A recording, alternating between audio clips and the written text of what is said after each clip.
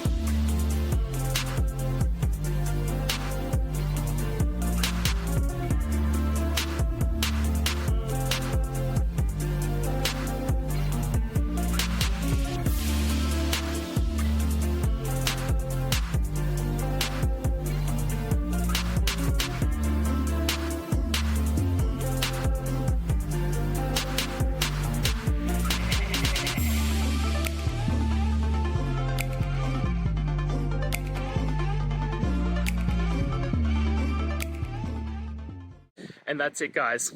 I hope we've gone through the question and found that solution you're looking for. And look, if we did, please hit subscribe. I'd really appreciate it.